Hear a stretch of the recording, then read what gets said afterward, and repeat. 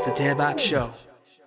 What's up, everybody? This is your host of the Daebak Show, Eric, and welcome to another enthralling, life-changing episode of not the best show on the internet, but I think it's decent. I think it's the best show. Oh my God. We can make that statement here. Oh my gosh. Well, I'm incredibly excited to introduce today's guest. We have never met, but that means I have just a ton of questions for her. So That's perfect. I'm going to go ahead and introduce this lovely person to my right. Please, everybody give a warm, loving welcome to UMI. Oh my gosh. It's deafening. It's deafening, the screams. It's me. Hey, everyone. I'm Umi. Hello. Hello. Hello. How are you? I'm doing great. Actually, I'm doing great. Yeah. I mean, I'm Yeah. so excited to, meet you. Yes, me And too. thank you for making time out of your busy schedule to join us here. Oh, of course. on the show. Of course. Let's start with an explanation of what is burning to my right. In this Yes. middle, we have Palo Santo. Yes. Which can you explain to people what Palo Santo is? I love it. I love the scent of it, and Yeah. it's on all the colognes and perfumes and candles that I get. But It smells so good. for people who may not know, what is Palo Santo and what does it mean to you? Ooh, good question. Yeah. So Palo Santo that we have here is a sacred wood.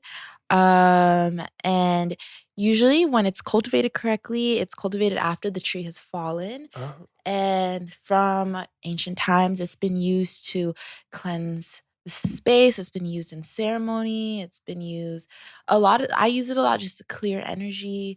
I bring it with me to parties these days. Now that we're going What? out more, I'll burn it in the middle of the party when I feel some Seriously? type of way.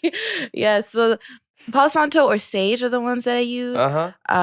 But that is Palo Santo for everyone in a nutshell.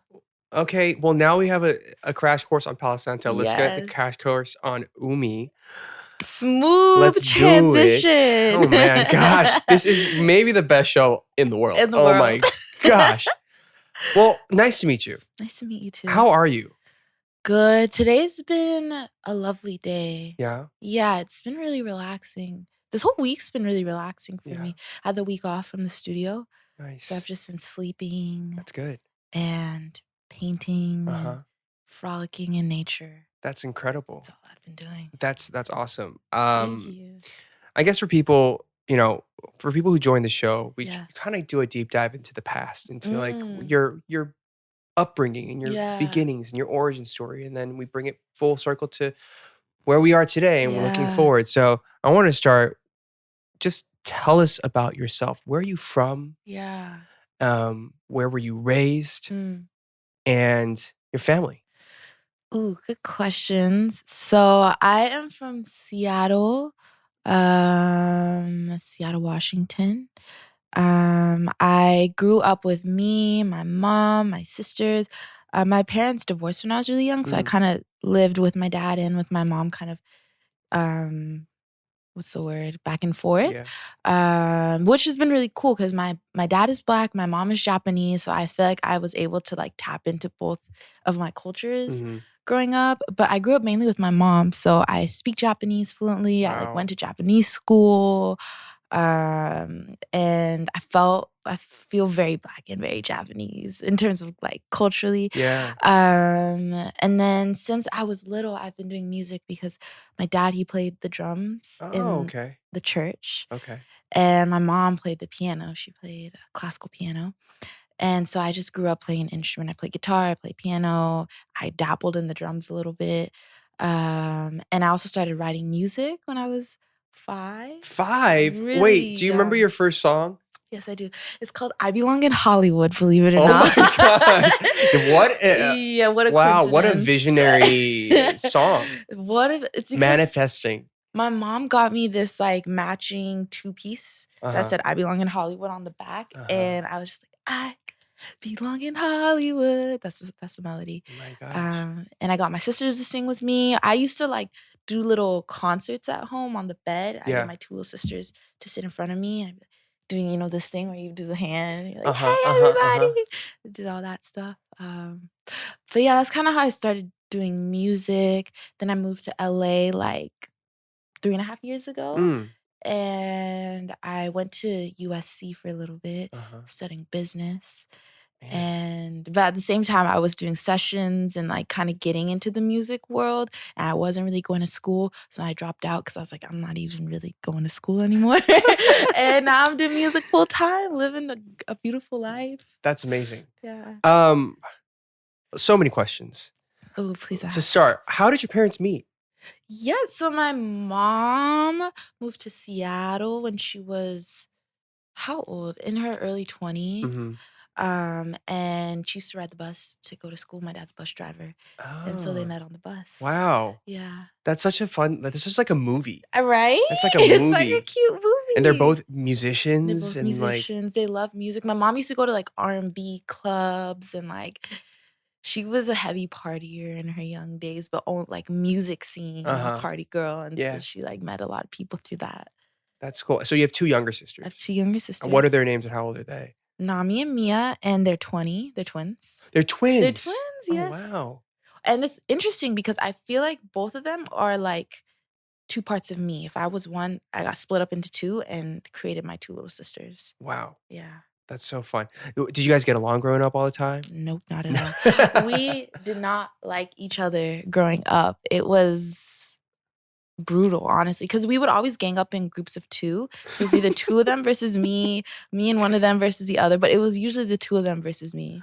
That's kind of messed up. Kind of messed It's up. kind of, I'm the oldest. I did not feel like the yeah. oldest. I feel like I'm the oldest of 3 too. Really? And I can feel that sometimes. I'm like, I don't appreciate the energy you're putting at me, Not at guys, all. you know? And sometimes that's just the way. It's just the way it is. I'm learning that. Yeah. As the older sibling, you're the last to do a lot of things. Like, I remember I got like, maybe this is a little lame, but I wanted a Facebook so bad because like, all my friends had Facebooks, and I had to wait till I was officially like 13 to get it. My sisters got their Facebooks when they were like 8, and I was like, Wait, what? what? I'm so jealous. Little things like that. I mean, those little things, they add up. Little things that add up, but now we're like best friends. One of your sisters is here with us today. Yeah, she is. She's the sweetest. She looks a lot like me, I would say, of my other siblings. And the other one's like taller. Yeah, it's interesting. They don't look like twins, but they have like that The telepathy energy. and the energy of twins. All right, interesting. So what was it like for you growing up in Seattle Yeah. as like half Black, half Japanese? Like, I feel like there's a lot to unpack there, Yeah. which is not necessarily a bad thing, but I'm sure Yeah. like growing up, it could have been very confusing or Yeah. I feel like I'm sure you probably get asked about identity often A lot. as well. Yeah. But like, what was it like for you growing up, just period, Yeah. in Seattle? I would say it was interesting because so preschool, I went to this all Japanese school, and everyone who went there was half Japanese or fully Japanese. Oh. So it was really cool there because there's a lot of diversity, and it kind of normalized to me that you can be something and you don't have to be 100% it, you know what I mean? Just like, although I don't even like using that way to categorize people, but from a young age, it helped me to be like, okay, I can be half Black and not look Japanese, but still feel Japanese and be Japanese and be Asian. And then elementary school, middle school, all through all the rest of my school, I went to schools that were predominantly white and didn't really see people who looked like either sides of me. Yeah. So it was really interesting because I was always either like the one Black girl or like, oh, you're the mystery Asian girl. And it was like this weird way people saw me. Like, oh my gosh, she's half Asian. And I kind of didn't know that was not the right thing to say to someone. So I was just like, whatever, that's just the way how I get treated. That's the way people were half of something get treated. And then as I got older and I started to learn more about my identity and just like respecting other people's identity, I started to step into it more and just like stand up for myself. And you know, if people ask me like, what are you? I'm like, hey, that's kind of a weird question. I know what you mean by it. And like just being more confident about correcting people when they'll say weird things. Like you're like Oreo or you're like, or like, you know, those comments you get, like just not feeling like I needed to normalize them anymore as I've grown up. And now I feel very connected to both parts of myself. And I feel like I've gotten to this point where I don't feel stuck in my identity Mm. either. I just feel like I'm me, and I'm Yeah. a very just fluid and multi-dimensional person. And in the past, where I used to be like, am I Black? Am I Japanese? Right. Am I straight? Am I bi? Am I did it? And just like questioning so many things. Now Yeah, I'm yeah, like, yeah. I'm just me. I mean, I think that's incredible, and I think that's it speaks to it's a generational thing, I think, Mm-hmm. partly, but also I think it's an incredible sign of maturity where you're able to kind of pull that apart and say, like, "I actually don't care," you Yeah. know? Because I remember for me growing up as an Asian American, I always had that thing like, "What am I?" Like, Yeah. I remember having a discussion with my dad, I was like, "I'm supposed to be Korean, but I don't feel Korean, but I'm not white." Like, I Yeah. just don't know how to Yeah. compartmentalize myself, and I think recently, like, this is and then I, like, moved to Korea, and then I'm, like, Mm. American in Korea. It's, like, it's a Yeah. very confusing thing. Recently, I was just like, I don't want this to, be, like, a bad connotation, but, like, a third culture kid in many Yeah. ways. Like, I am who I am, and identifying as, like, I don't know and I don't care, in and of Yeah. itself is empowering to me, Mm-hmm. where it's like the experiences that I have are unique to me and Yeah. me only, and that should Yeah. be the only thing that matters. Yeah. Oh, So, that's powerful to but it took me say. forever to get there. Mm-hmm. So for you to have that at such a young age, I think is like Mm. so cool and like Thank incredibly you. empowering and like um I'm sure like inspirational for a lot of people who may be going through something Yeah. that's similar. Sorry, Yeah. I just like went on forever. No, Um I took it all in. Thank you. um okay, so you grow up, you have two younger siblings, your parents, everything. You guys are in Seattle. Mm. You end up at USC Mm. on a scholarship, I believe, which Mhm. is incredible. Thank Like you're you. also very smart, clearly. Thank you. And you were studying business.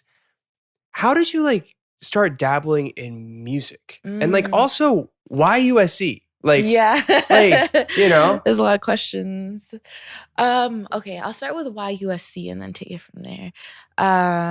So I knew that if I wanted to do music and pursue it seriously, I just had this intuitive feeling I had to move to LA, Uh-huh. but I don't have any family out here, any Uh-huh. friends or anyone out here that I knew. So I was like, I'm gonna use school as my way to get here, and I'm just gonna get a bunch of scholarships so I don't have to pay to go to school. So that was like my hustle mentality all through high school. I was doing so many extracurriculars, da, da, da, Mm. da.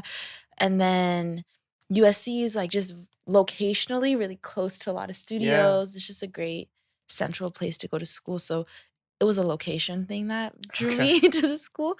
And they also gave me the best scholarship. So it was There you like, go. Shout out USC. shout out USC. Um, and doing music, I used to always make music in my room. Mm. I just got a little mic like this, my computer, a little interface, and I would find type beats and sing over them. And when I got to school, I had a similar little studio set up in my dorm. And so if you look at my earlier music at the bottom where it says like who is it distributed by, I'll say 408 Records because my dorm room was room number Oh, 408. really? And that's where I recorded a lot of my songs. And I remember it, I have to tell the whole hallway, like, hey, everyone, I'm gonna record, so like be quiet. And everyone knew like I was the recording, like I was the music girl in the Yeah. hallway, and people were really nice about Oh, it. that's good. Yeah.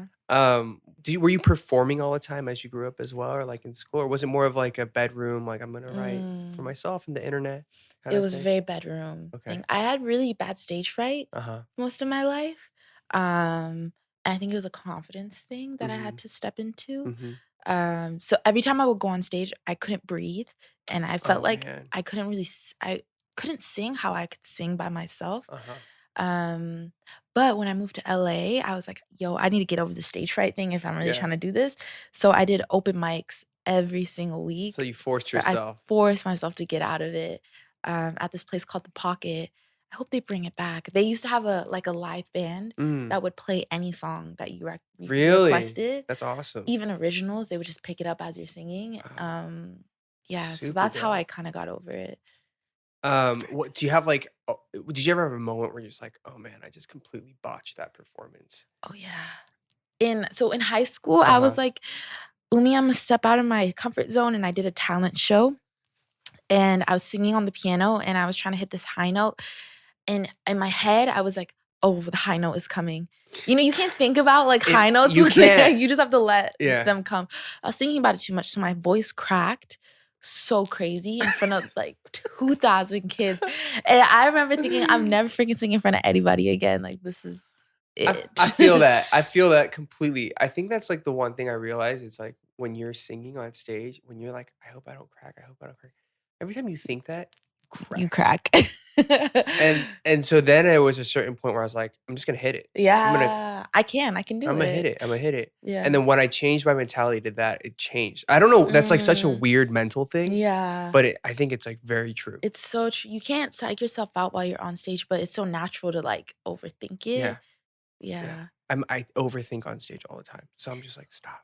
Yeah. Just like be. It's not helping. Just be. Just be. Yeah. Do your thing. Yeah. But so you started writing in your dorm room, you were doing stuff, and then like how did you like obviously you're doing stuff on like SoundCloud and like YouTube and like is that how you ended up with like a record deal? Like how did that kind of develop? I really strongly feel that the record deal and that side of my career was a very energetic thing of just setting the intention. Because my freshman year of high school, this is like kind of when I started getting into more of like spirituality and energy and stuff. I made a vision board and I wrote down who I wanted to sign me, what label I wanted to go to, and that is exactly who signed me. And I didn't even like really force it or anything. It just happened. And so I feel like I set the intention and then I just kept doing music and trusting, and I would get internship opportunities and I was like, no, I'm not doing that. I'm not working in the summer. I'm not doing this. I just kept believing this is going to happen. Yeah. And then it just kind of happened. Oh, man. So I won't say it was like any one specific thing I physically did. I think it was more of an energetic thing and a belief that brought it. That's so cool. Yeah. Who, if you don't mind me asking, who ended up signing you and like how did that like what was it a DM? Was it like how did that work? So I'm signed under Keep Cool. Is that with Courtney? RCA. Yeah, with Courtney, with Tunji. Tunji, yeah. And what was interesting is I actually ended up meeting with a bunch of labels, like 5 or 6 labels. I went out to New York and did like 2 weeks of meetings, and I was just meeting with the heads of all these companies. Yeah. I was like, we want to sign you. We want to sign you. And you go to these meetings and everyone kind of tells you the same thing. I'm saying my same little pitch. Yeah. And you just have to really tune into the energies of like, who do I trust, believes in me, isn't going to try to shape me into something, who's going to be here for the long run. And that was how I kind of dwindled it down to Tunji and the people at RCA. And it's cool because I'm under a smaller imprint within a bigger one. So for anyone interested, it means like I have the resources of a big label, but I have the kind of one-on-one interaction of like an indie label, which was I wouldn't say fear, but was something I was really like intentional about. Is like, I don't want to get lost in the system of artists. I want to make sure I'm focused on if I'm going to be signing away percentages of my music and if I'm going to be making that exchange, like I need something back. Yeah. And I feel like I've been getting that. I mean, and they're like Tunji and Courtney, they're so good at what they do. Yeah. You know? Yeah. So that's like really cool that you ended up signing there and like, you know, releasing really great music and projects through there. Thank you. It's really cool to see. Hey guys, what interferes with your happiness? What prevents you from being happy? What prevents you from achieving your goals or living your best life? Well, if you're thinking these things, then BetterHelp may be a great platform for you. BetterHelp will assess your needs and match you with your own licensed professional therapist in a safe, private online environment that you can really use to talk about everything that you're going through, because we all go through things, and talking through them, processing them, and having somebody to talk about them with helps us live better lives. This is not self-help. This is real online professional counseling with licensed therapists. You can talk to your counselor at any time through your messages, and you get timely and thoughtful responses. Plus, you can schedule weekly video or phone sessions, all without ever having to leave your house or sit in an uncomfortable waiting room. Now, there are licensed professional counselors who are specialized in depression, stress, anxiety, relationships, sleeping, trauma, literally anything that you might be going through. There is a therapist for you. And of course, everything is convenient, professional, and completely, strictly confidential. Now, I want you to start living a happier life today. And as a listener, you're going to get 10% off your first month by visiting our sponsor at betterhelp.com/Kpop. Join over 1 million people who have taken charge of their mental health. Again, that's BetterHelp, HELP.com/Kpop. Now back to our show. I want to kind of talk about, like, you're clearly you're very in tune with the universe, I think, Thank you. is what I want to say. It's like Mm, you seem very, like, intentional with your words, intentional with how you put your energy out into the world. mm, Like, but I also think that doesn't come naturally to a lot of mm, people. mm, So for you, how did that journey kind of start? Like, mm, was there a pivotal moment, or was there, like, a time period of your life where you're like, I feel a certain way and this mm, is where I'm being guided to? Like, how did that mm, develop? mm. Um, for me, it kind of was like a one moment type thing. I was Uh-huh. on YouTube for Uh-huh. my senior year of high school, and I saw a law of attraction videos like explaining the law of attraction, Uh-huh. and I clicked on it. And the law of attraction is the principle, just like there's a law of gravity, that when anything that is attracted to you in your life is a direct correlation to the energy that you're emitting, Huh. and an understanding that reality is not just like this like tangible thing. It's really all energy, and there's an Mm. underlying current that creates movement Uh-huh. in the world, you know? So I watched that and I was like, interesting way to think about life. Uh-huh. And I just started to watch more videos, and then I bought a few books, and it was this gradual process of learning and integrating things one by one. So I started off by just shifting my mindset to feeling less like life was happening to me, and like, okay, I can control a little bit more of what's happening, take ownership of my life. Yeah. And then I started meditating because I felt like that helped me to pause and de-stress. And then that became more of a habit. So I started doing yoga, and it was like very one thing at a time. So it wasn't, I don't feel like I was born this way. It was like I kind of molded myself Yeah. into this person I felt was more true to like my spirit, my soul, Uh-huh. you know, because I feel like you have your spirit soul. Then you grow up until you're like 18, 20-ish. People kind of tell you who you are. School Mm-hmm. tells you who you are. And then you go through the stage in your 20s, 30s, where you're like refining yourself. Yeah. And so that's how I got here, I think. Okay. Yeah. Cool. I mean, I feel like for a lot of people, they might be curious, like, on that, what is, like, your daily routine, or Mm, like things you have to do in a week or mm. something like that? Um, So that's a really great question because I used to be a really routine, disciplined person. And I Uh-huh. used to wake up and I would drink a glass of water. I would journal, I meditate, I do yoga. And I did that every single morning. And recently I started to realize like rigidity isn't the key to this, like a spiritual connection. It's more Oh, about figuring out what things work for you and then doing them when they feel good, you right. know? So nowadays I'll wake up, I'll do yoga because I learned that stretching is important for me, and I'll journal. Sometimes I'll meditate. Sometimes I won't meditate. Sometimes I'll meditate at the end of the day. So I have a more fluid routine, but it does consist around stretching, journaling, and meditating. Mm, Yeah. cool. Um, I'm curious, like you mentioned that your dad played drums in the church, Mhm. right? Did you grow up religious at all, or was Mm, it, or do you still consider yourself religious or mm, spiritual, or like do they go hand in hand? Like, what is that to mm. you? I I didn't grow up super religious. Like I went to church every few Sundays, Mm-hmm. and my mom practiced Buddhism, but Mm, I feel really lucky because my parents always told me since I was young that I can create my own beliefs. uh-huh. These are the things that we believe, Uh-huh. and we want to show you them, but you don't have to stick to Oh, them. yeah. So I grew up religious kind of, but never felt like that was a part of my identity Mm-hmm. necessarily. Mm-hmm. And now I would consider myself to be a spiritual person. Yeah. And spiritual to me just means like a belief in the energy of life Mm, and a belief in like a higher power, but I don't think it's a human being or a human form or a male or a female. It's just like there are other energies that apart from the human energy that is yeah. controlling earth, angels, spirit guides, ancestors, you know? So it's kind of like a melding together of different religious beliefs Okay.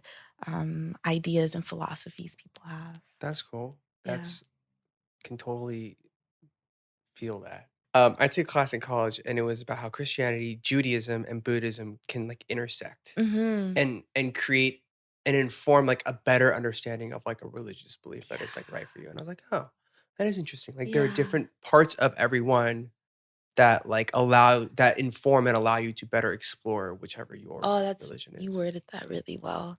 I think because every religion has the same underlying principles of like higher power, of love as a frequency to emit, like faith, but there's like different stories that Hmm. tell the same thing. So I think, yeah, it's just important not to get too rigidly Yeah. into one. But like you said, the more you learn about them, the more you can meld them together, Yeah. Yeah. create what feels real for you. Cause I'm like, what is real? I don't know. It's more about what feels good and what's Yeah. not hurting other people or hurting Yeah. yourself. I mean, on the back of that, like, how does all of this affect your music and your Mm. songwriting? Because now I feel like I have an understanding of yourself at the core of Mhm. who you are as a person, Mhm. what you believe and what you Mm. want to put out into the world. Mm. How does that inform your songs, your musicality, your lyrics, the stories that you tell? Yeah. I would say I feel like having like a grounded spiritual practice helps me to stay creative because I think creativity comes from within me, but also comes from outside of me Hmm. into me. Yeah. Like it's other people's experiences, the energy of the world, other spirits like channeling different messages through me. So Yeah. it's important for me to stay clear. And by staying clear, I mean like being aware of like what traumas I've gone through, what kind of narratives I'm replaying in my head that are Hmm. stopping me from being present. Am I spending too much time on social media and is that clouding my connection to myself? And just taking moments to like be like, what is here, what is now, and then creating from that space is Hmm. important for me. Hmm. Um, and then I think it's probably an experience you share as well. But like as an artist, you jump from studio to studio, place to Yeah. place a lot. And so having like my palo santo, or I usually take my crystals and my candles with me to these different studios, allows me to create like my creative home Uh-huh. anywhere Something I that makes you go. feel a little more comfortable, Yeah, at yeah, ease. Okay. exactly. That's cool. I mean, let's talk about some of your music and Yeah. like do you have like what's the most personal song that you consider for yourself? Like one that you're like, man, Mm, this like really it hit at the right time, or like this is a story that I needed to get out into the world. yeah. Is there one in particular that really sticks? I mean, obviously there's so many. It's like asking you Yeah, to pick a favorite child, but exactly. But I also know what you mean. I feel like the first one that came to mind is the song I have called Butterfly. mm, Because I wrote that song when I was at USC and I was really confused about whether I should keep doing music or if I should do some business things or uh, like do what everyone else was doing. And because music wasn't necessarily like moving for me yeah, yet, it was like in that patience, self belief phase. So I wrote that song kind of questioning like, is this what's right for me? There's these people I want to make proud, but I don't know what I want to do with my life. Like, it's a very personal song to me. And mm. every time I hear it, I remember that time in my life. And I also know a lot of people experience that feeling as well. So that song is dear to my heart. Well, thank you for sharing it with us. I mean, a question off that is your parents, were they always supportive? Was your Mm, ecosystem always supportive mm-hmm. of you pursuing music? Because I know a lot of people sometimes they have like great parents who are like, do whatever you want. Yeah. Other people are just like great parents who are like, don't do that. Yeah, a What hundred were your percent. parents like? My parents were very do whatever you want, Uh-huh. do what makes you happy type people. And I think that was really important for me in doing what I do. And I had a lot of friends in school who are also like, do what you want, do what Uh-huh. makes you happy. I think it's kind of the LA vibe Yeah. too. Yeah. Yeah. Follow your dreams. But it's interesting because my extended family, like my grandmas, are not so supportive. Especially my grandma on my Japanese side is like Uh-huh. not the most supportive. She Yeah. doesn't really get it, but she's kind of like, do it, like do what makes you happy. But I don't get it. A lot of like, is it secure? Are you gonna make money? Like Yeah. those kind of like questions I get a lot from her. But my mom and my dad are very supportive. Okay, that's great. Yeah, it's That's great. great. Well, your grandma on your Japanese, is she in the States or is she in Japan? She's in Japan. Do you guys talk regularly or? Mm-hmm. That's really cool. I mean, Yeah. and also because you speak Japanese Mm-hmm. fluently, which is super cool. Yeah. Really happy that my mom put that in me. Yeah. Yeah. I mean, have you been to Japan pretty often or? Mm-hmm. Yeah. I used to go every year in elementary school, every summer.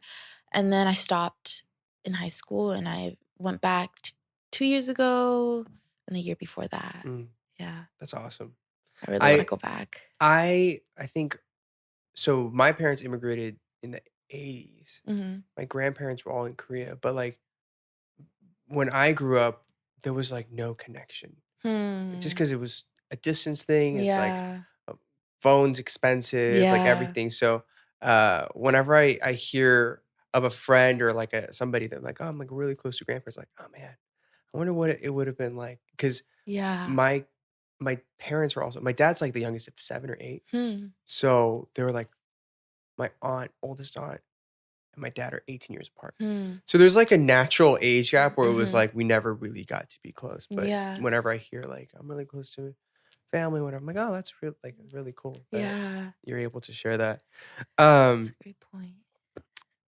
let's talk about your most recent like album and your project. Yeah. Like what was there like an overall message or like something that you wanted to imbue in your music? And because you're also very intentional with the visuals and like Yeah. every piece of the art. Yeah. Thank Um, you. what were you trying to really get across and out into the world in these like last project? Yeah. So the last project was my introspection, like two-part introspection EPs. And I started off with like a studio EP that I dropped last summer. Mm-hmm.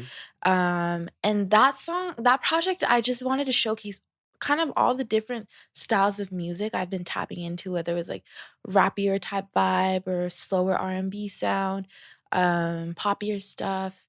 That was introspection. And then over the pandemic, I was listening to a lot of like D'Angelo, Erykah Badu, just more music with live instruments. Uh-huh. And I was like, I just really want to try making a project with all live instrumentation, recorded live top to bottom. So I made the Introspection Reimagined project, which, like I said, is every sound you hear is made from a human being, which I Yeah. think is really interesting. And when you hear it, you're hearing the essence of that moment. There's no editing. It's like what we sang and what we played there is what you hear. Um, and my intention for both was more of an energy thing. I just Mm, wanted people to feel something, feel yeah. me from it, feel my voice more from it. And it's kind of set me up for my album that I'm dropping next. Ooh, when is that Uh, coming? Next spring-ish, Okay. but I'm finishing my album right now. I have all the Okay. songs but I'm learning I want to take my time Yeah. with this next one. I feel like I don't want to say I've rushed in the past, but I've set deadlines for myself and it's pressure on me and I'm like, why am I making something that's fun not fun for me? Yeah. I'm gonna take my time with this one. That's great. I feel like I'm rushing Mm, and it's stressing me out. But yeah, I feel you. but I mean, I don't know. I want to get to a point where I can do what you're doing, where it's Mm, just like I'm gonna just do my thing. And yeah. if it comes together, it comes together. But yeah, I think that's an incredible luxury in in the world of music Yeah. that I'm so jealous that you can take right now. But it's Mm. also incredible that you've gotten yourself to a point where you can do that. Yeah, I feel like there's a time and place for Yeah, each type of creativity. yeah, And each project, like some projects you just want to boom, yeah. get in Let's there, go. let's go. And that was the introspection projects for me. And that was required for that music to happen. So yeah, maybe the next Yeah, project will be more of that yeah, for you. yeah. I hope so. Yeah. No, I feel like such depth in and intentionality from your music where Mm. I like because I've been listening to your music for years and I was like, oh man, I'd love to like work with Umi sometime in the future. Mm. But it was like to the point where I was like, but she's like so deep. I don't know if I'm ready for that. Like I need to get myself Pussy. to a place where like musically and also like in my life, I feel Mm. balanced enough to be like, hello, Umi, would you like to work together on Oh something? my gosh, what an honor. So when I heard you were gonna come on the show, I was like, this is like such a great way to just like say hi and Yes. just, and like get to know you and like try to understand you better. But Yeah. that's, I feel like I'm getting a very like bird's eye, but also oddly deep way of understanding like how you think and Yeah. process the world, which is You like have great super cool. questions. You have so many different messages in your music and Mm, even on like social media. Like I mm, feel like you're always doing like there's like a meditation or there's like an mm, affirmation or there's like just mm, great vibes that you're putting out to the world. But have you seen anything where it's like fans dive into something and they're like making up like fan stories or like conspiracy mm, theories or like explanations to things and you're like, that's not the intention at all. Or like mm. anything you want to debunk. Anything to debunk? Well, I feel like a lot of people may not, may have this perception of me kind of like always having it together and like Yeah. always being very deep or always being very like in the spiritual world. But in reality, they're like waves and they come and Yeah. go. And sometimes I'm just like off balance and I feel sad and I don't feel like doing anything. And I like, I guess it's just I'm not perfect, I guess, and I Yeah. feel like you probably feel that same image Mm, mm, sometimes can mm, be mm. placed, and I just want people to know you don't have to be perfect to be worthy of, like, things you desire, to be worthy of your dreams, or to, like, do something. Like, you don't have to wait to be perfect to do anything, and I Yeah. didn't wait to be perfect, and I'm not waiting to be perfect to share who I am, so I think that's one thing. I think that's a great point. I think like especially when I look at like other musicians or like up and coming musicians or Mm, people who just want to do anything. There's like, but mhm. it's not perfect. It's like nothing will ever be perfect. It Just will put it out ever there. be perfect. Just do it. Yeah, And yeah. like you learn from that and you build Exactly. from that. Yeah. And that's what allows you to not even be perfect, but just get to a point where you feel somewhat satisfied with what you're Yeah. doing. That's so true. And I like to make comparisons to nature and I think of like no leaf is perfect, no tree is perfect, but it Hmm. still grows and it still does its thing and Yeah. we are reflections of nature. So by nature nothing we do will be perfect and that is perfect, you Yeah. know? That's You're perfectly imperfect. imperfect. Yes, exactly. We're vibing We today. are We're gonna get matching vibing. tattoos that say perfectly Perfectly imperfect. imperfect right here. Oh Aw. my gosh. Okay, so I have a bunch of questions from fans actually. Ooh, yes. Uh, we actually talked about this already, Mhm. but it was like, actually not this already. This is from Bok Choy. What is your ideal morning? Your perfect My morning. perfect morning. Yeah. My perfect morning is I wake up. What time? I don't even care these days anymore. Whatever time I wake up, Okay. I feel well rested. You know what? Actually, I do like an early morning. So let's say I wake up around 7, but I've slept really well. I've slept a full 8 hours, and the sun is coming through the window. I hear birds. I feel great. I have a glass of water next to me. I drink a glass of water. I By go the way, outside. listeners, she's like moving. She's like acting this out as she's doing it. I'm feeling it. She's feeling it. I'm so in it. So I drink my glass of water. I open the window. I feel the wind. I hear the birds. And then I do my little morning things, brush my teeth, make my bed.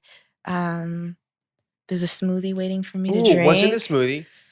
Oh, I love oranges in the morning and like berries. So it's like a berry orange type smoothie. And then I also have a ginger shot because I've been so into ginger Ooh, shots. So my mom maybe made me a ginger shot. And I go do some yoga. My friends are there. So we all do yoga group together. yoga. Group Are there yoga? goats involved or no? Maybe. Okay, all right. Goat yoga. Goat yoga because we love animals. Um, my friends are there. We're doing yoga. We all journal together. We sing together. I have some sound bowls. And then we all go to the beach afterwards. What a day. What a That's day. not What a even morning. a morning. That's a full That's a day for full. me. Yeah. Yeah, that's how I like to live. Hey, you sexy monsters, guess what? We all shop online, don't we? Yeah, I do. A lot. And I'm sure you have seen that promo code thing that always just taunts us and teases us at the end of our checkout. And then you have severe fear of missing out, severe FOMO, and you wonder, am I giving them too much of my money? Because usually I just buy too many things. But all of that worrying, all that anxiety from shopping online can be resolved with one mighty plugin to rule them all, and it is called Honey.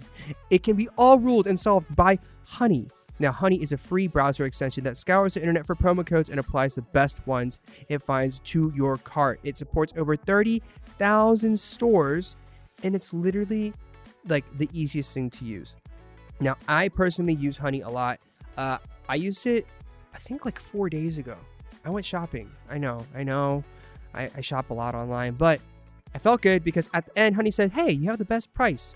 And then another one, I actually got a discount code. So Honey has found it's over 17 million members, over $2 billion in savings. If you don't already have Honey, you could be straight up missing out on free savings. It's literally free, and it installs in a few seconds. And by getting it, you'll be doing yourself a solid and supporting this podcast. Get Honey for free at joinhoney.com/Kpop. That's joinhoney.com/Kpop. Support us and save yourself some money.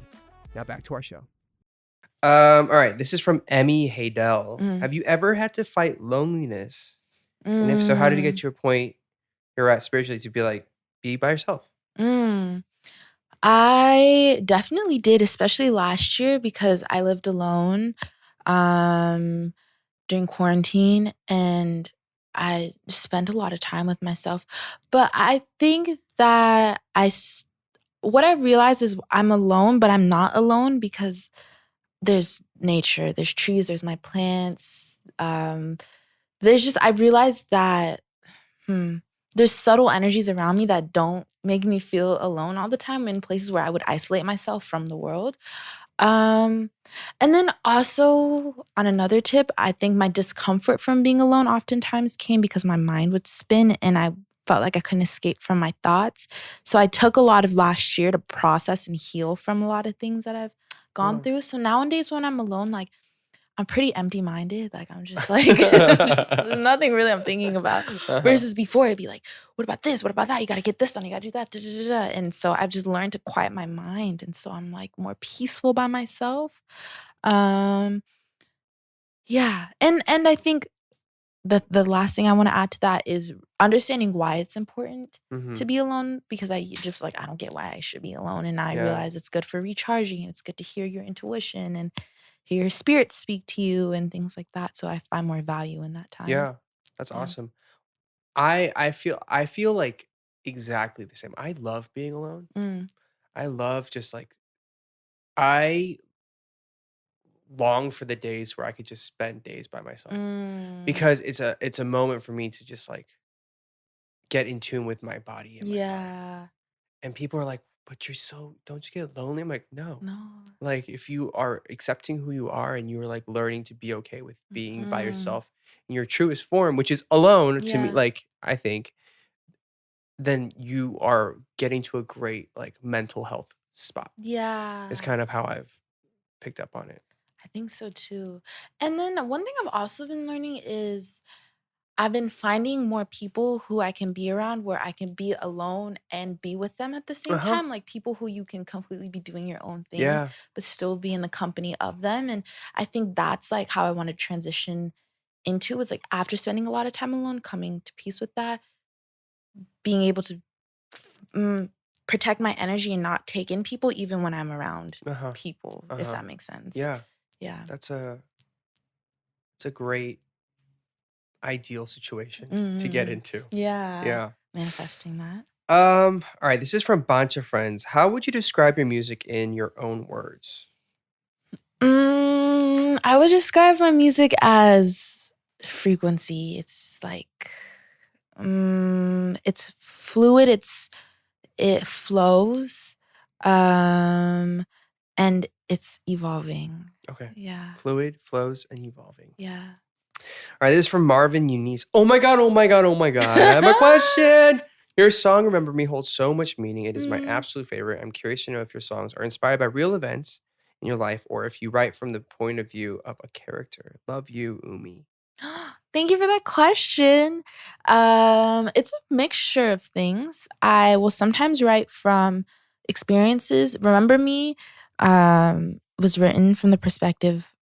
Well, actually, Remember Me was written about my friend who's going through heartbreak, and I was channeling her experience through me. Lately, I've also been writing songs about completely fictitious characters. I recently wrote a song about a woman who lives in the countryside, Uh-huh. and she has this cowgirl. Uh-huh. They're in a little like thing together, and the cowgirl keeps leaving her, so she's really sad because she has to hold down the house all the time. And so I wrote a song about that. So it's like it That is changes. such like that's like Marvel Universe Yeah. stuff right now. Like so many layers to that. Yo, so many. Is that out yet, or is that on your new project for your album, or like? It's more of a new project. Okay. Yeah. But this new album, I've been like really dabbling in different Yeah. characters. How do you start with that character thing? Like what? Like that was such a specific character. Yeah. Like I'm sure does she have a name? Like I want to name her. Yes, her name is Annabelle. Annabelle. Yeah. Okay. I was thinking more of a Janine, but like, like Ooh. Annabelle works too. Janine works too. I mean, I'm not trying to like take your character. Not at all. I Middle have a name. character in the countryside. And Her name's Janine. But yeah, like that's so specific. Like how did you, do you have like a moment where you're just like laying there or like in the studio, you're like, oh, what am I going to write about? And then you flesh it out like that? Yeah. It just, sometimes it just comes to me. I'm a very like dreamy person. Uh-huh. So when that came to mind, I was just kind of closing my eyes, listening to the beat, and I saw this like dream of this cowgirl, and I was like, I'm gonna write it about that. And I kind of felt like it was a message for me to write it about that. Yeah. That's so cool, yeah. And like in writing about that, I was kind of writing about like heartbreak and kind of isolation, and I could tap into these themes that like in the moment I wasn't feeling, but through the character I could fully feel. Right. Yeah. Right. No, I mean, I think that's great. I think that's like one misconception that I think a lot of listeners have, where there's like, what life moment is about? I was like, we should be able to write about anything. Anything, yeah. Anything. Like, it doesn't make it that emotion any less raw or real or true. It's just we're borrowing from other people's experiences to like make something that rings true to everybody else. I think so too. Super cool. Well, I look forward to hearing Annabelle's song. I look forward to sharing it with the world as well. Okay, this is from Wheating.mp4. What is the weirdest or funniest question you've been asked in an interview? Weirdest or funniest question I've been asked? I feel like I have yet to get to the weird questions. People have been asking me like real deep stuff. Okay, well, we're going to go real shallow now. Yeah, let's get a little shallow. Okay, do you believe in ghosts? Oh yeah, I believe in ghosts. Have you seen a ghost? I haven't seen them. I felt them. Where? How? Explain, please. So I was in Mexico last year, and I was later I found out this land used to be like tribal land. So there's definitely a lot of like people who had passed on the land, and not a lot of people have been on the land for a while. So I was the first one in like a few months who've been there. And it was a full moon. I went out to go look at the ocean, and it was like sun was setting, and I was like, okay, I should go back now. It's getting dark. And I remember walking back saying, it'd be so funny if I saw some spirits here. Then all of a sudden, these two shadows whoop, appear in front of me. And shut up. I just start running. I run, and then I feel one brush against the side of me, and like half my body goes numb. No. And so I take my palo santo. I like palo santo myself. I like breathe the spirit out. And then later that night, my friend, she wakes up in the middle of the night. She's like, I feel like something's like in me right now. I feel like something's like trying to cry through me or something. And she starts crying out of nowhere. She's like, I'm not crying for myself. I'm crying for something else. So I take my sage and I palo santo. I like, sage her up. I'm like, spirit, may you pass. And then I see the shadow go up through the ceiling. No, stop. And then she stops crying and the room stills.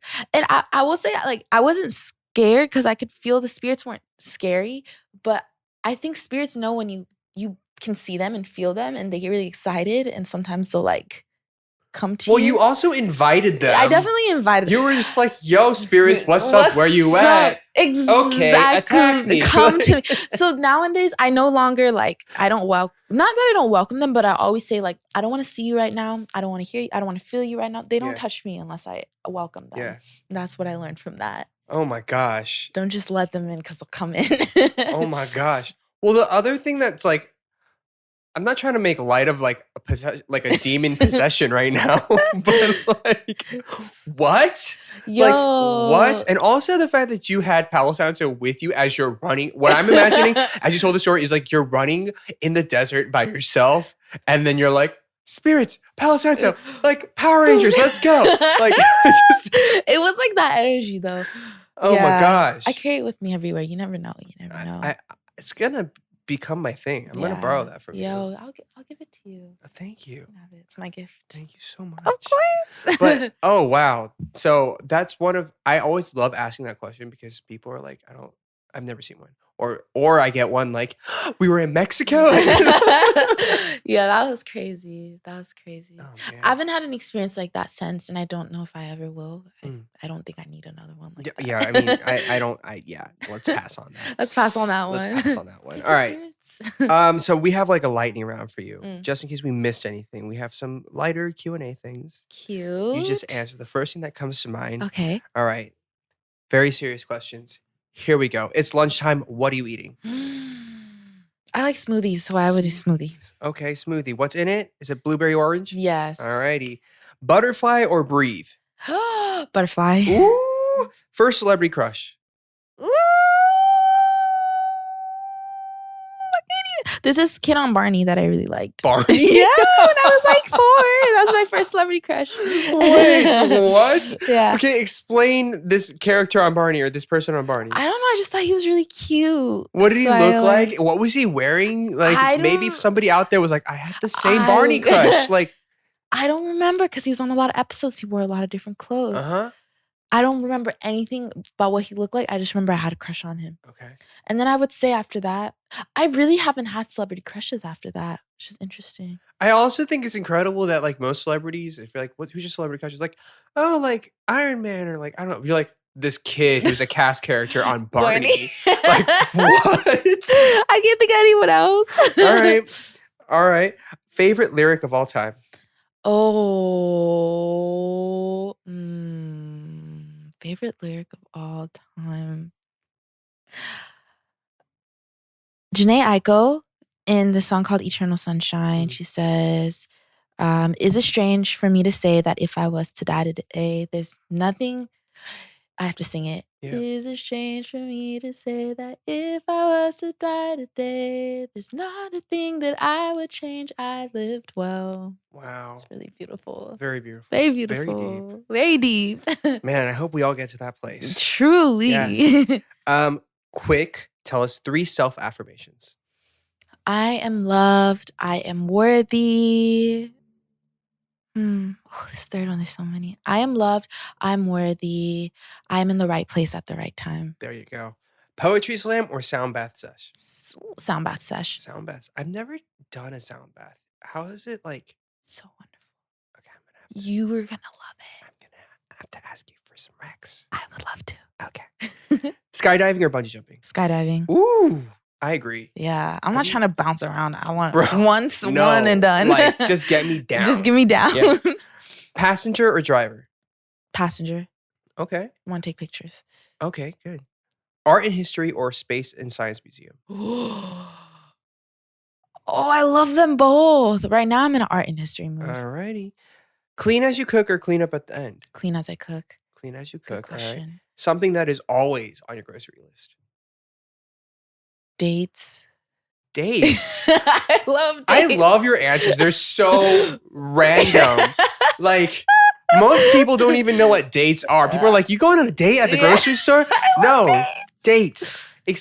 How do we explain what a date is? They're in the raisin family, but they're bigger and they're sweeter. Yeah. They're so good. They're like my always to go snack. And they have like a little seed in the middle. Yeah. I have dates in my car right now. So you're like a walking health grocery store. And I love it. Thank you. I love it. Okay. Dream collab. Oh, me and SZA or me and Frank Ocean. Ooh, can't go wrong. Can't go wrong. How about all 3 of you in one? That is it. That's the one. There you go. You have 5 seconds to tell SZA something. What do you say? Oh, SZA, you are an inspiration to so many. Done. Okay, you know what? That's it. I'm good. I have nothing else to say. I'll give you 15 seconds. 15? Anything. Okay. Yeah. Adding on to that, SZA, I just want to say I'm inspired by your authenticity and your honesty in your lyrics. Thank you for being you. There you go. Sorry I cut off that beautiful letter to you, SZA. I got finished. Alrighty. And that's like pretty much all I have for you today. Oh, That's that was great. Thank you for coming on. Thank you for having being me. you and for sharing so many great Words. stories. Like, Mm. what can people look forward to coming up? Anything to plug? Anything to share with the world? Yes. I would say I have my album that's coming out next year. So just follow me on my socials at Who Is Umi to just stay updated with that. If you go to my Instagram, I also have this text group where I send out affirmations, meditation, sound bath videos, et cetera, et cetera. So if you're interested in tapping in, you can sign up on my Instagram page. And yes, I'm sending you love. So much love. So much love. All right. Well, how was this show for you? The show Be was honest. great. You Lay asked. it on me. I'm laying it all on you. You asked really great questions. I really you. appreciate the research that you did coming into it. I feel like you asked questions that people haven't asked me yet, which is really, really like great to be in. And everyone here is just a vibe, and the whole place is a vibe. Thank you for having me. Thank you for coming on. Shout out to our staff and our team for Great staff. helping us pull this all together. Mhm. You guys, if you guys enjoyed the show, you guys can, of course, follow us and subscribe to us on all the channels. We are on all the channels. You know we are. So it is the Dive Studios and Daebak show. What else? Please be sure to check out Umi's music and all the projects. She has like really cool visuals on everything too, by the Check way. them out on So YouTube. not just the music, but the visuals are really cool as well. We have some amazing guests that are coming on the show. They just keep coming. Keep coming. Just keep coming. Keep coming. So be sure to stay in tune with us, and you can get our amazing, life-changing merch and gear at shop.divestudios.io. I hope you guys have an incredible week, Yes, me day, too. night, morning, whatever you are, whatever you're going through. We're sending you some good vibes. And to add on to that good vibes and to leave us on a high note, we're going to ask Umi here to please improvise an outro jingle for us for the Daebak show. Goodbye, everyone. Have a good day, night, evening, morning. We're sending you love.